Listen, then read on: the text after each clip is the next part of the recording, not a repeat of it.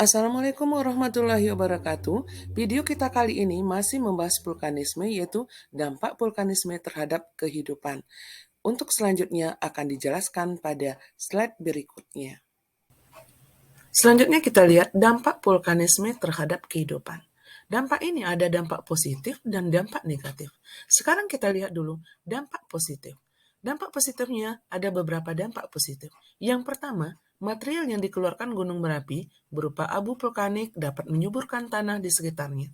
Yang kedua, material yang dikeluarkan gunung api berupa batu, kerikil, pasir vulkanik dapat dimanfaatkan untuk bahan bangunan dan meningkatkan kesejahteraan penduduk. Yang ketiga, pembekuan magma yang menjadi mineral dan bahan galian yang bermanfaat bagi manusia, seperti intan, timah, tembaga, belerang, batu apung, batu granit, obsidian, dan sebagainya. Yang keempat, udara yang sejuk dan pemandangan pegunungan yang indah dapat menjadi daya tarik wisata. Yang kelima, uap yang dikeluarkan dari gejala panas bumi dapat dimanfaatkan sebagai pembangkit listrik tenaga panas bumi. Yang keenam, geyser dan mata air panas hasil proses ekstrusi dapat dijadikan sebagai objek wisata yang dapat meningkatkan kesejahteraan penduduk di wilayah setempat. Yang ketujuh, hutan di lereng gunung mampu menahan erosi dan menyimpan air hujan. Yang kedelapan, belerang yang dihasilkan gunung api dapat dimanfaatkan campuran kosmetik, obat-obatan, pupuk, pemutih, membuat korek api, dan sebagainya. Sekarang kita lanjut dengan dampak negatif vulkanisme. Yang pertama, dampak negatifnya menimbulkan kerusakan alam. Material yang dikeluarkan oleh gunung api seperti lahar panas, awan panas, banjir lahar dingin dapat menimbulkan kerusakan. Yang kedua, dapat menimbulkan gempa bumi jika intensitas gempanya kuat. Dan yang ketiga, dapat menimbulkan kematian hewan dan manusia jika mengeluarkan awan panas, gas beracun, serta tumbuhan di sekitar gunung akan layu dan mati karena suhu yang tinggi. 4. Dapat menimbulkan kerusakan bangunan baik oleh lahar panas ataupun lahar dingin yang terjadi karena erupsi.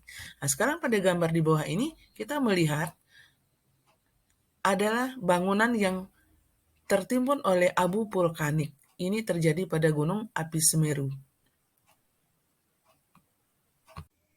Pada pembahasan sebelumnya kita sudah melihat dampak positif dan negatif dari vulkanisme. Salah satu dampak positif dari vulkanisme yaitu gas belerang yang sangat bermanfaat untuk kehidupan manusia. Salah satu manfaatnya yaitu bisa digunakan untuk kesehatan dan kecantikan serta bisa digunakan untuk pembuatan pupuk. Sekarang kita lihat beberapa manfaat belerang untuk mengatasi masalah kulit. Ini yang pertama, belerang bisa membersihkan pori-pori. Yang kedua, belerang itu bisa membantu pengelupasan kulit. Yang ketiga, belerang itu bisa mengatasi jerawat. Dan yang keempat, belerang dapat mengangkat sel kulit mati. Dan yang kelima, belerang dapat mencegah penuaan kulit. Yang keenam, belerang dapat mengatasi masalah ketombe. Yang ketujuh, belerang itu bisa mengobati panu, kadas, kurap, dan gatal-gatal. Sekarang kita lihat juga beberapa produk industri yang menggunakan belerang yang berguna untuk kesehatan dan kecantikan. Yang pertama adalah JF Sulfur atau sabun JF Sulfur. Ini digunakan untuk membasmi jerawat. Kemudian ada lagi sabun cair zen. Kemudian lagi ada Acne Cleansing Wash dari LC Skin. Kemudian ada lagi sabun cair dari produk RH. Terus ada lagi Danen Gentle Floral Cleanser atau sabun pembersih. Kemudian ada lagi Bell Soap. Kemudian ada lagi Wise. Sabun Wise yang dikeluarkan oleh Dr. Boyke. Oke, untuk slide selanjutnya kita melihat ada 6 gambar hasil proses ekstrusi magma. Gambar pada sudut kiri atas ini merupakan gambar gunung api Kerinci. Gunung api Kerinci ini merupakan gunung hasil proses ekstrusi atau hasil erupsi magma, yaitu hasil erupsi sentral. Kemudian pada tengah atas ini kita melihat adalah Gunung Sago. Gunung Sago ini adalah gunung yang terletak di Kabupaten Tanah Datar dan Kabupaten 50 Kota. Kemudian Gunung Sago ini terbentuk karena proses ekstrusi magma atau erupsi magma juga merupakan hasil erupsi sentral. Kemudian untuk Gambar yang ada di sudut kanan atas ini merupakan Telaga Dewi yang terdapat di atas Gunung Singgalang. Telaga Dewi ini merupakan telaga yang terdapat karena proses eksplosif dari gunung api Singgalang.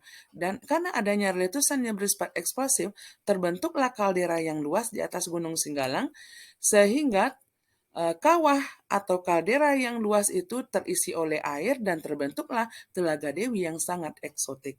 Kemudian pada sudut kiri bawah, kita melihat ini adalah gunung api Marapi yang lagi erupsi pada tanggal 7 Januari 2023. Gunung Marapi ini merupakan gunung Marapi yang terdapat di Sumatera Barat, dan gunung Marapi ini terbentuk dari hasil proses ekstrusi magma atau erupsi magma, yaitu hasil erupsi sentral.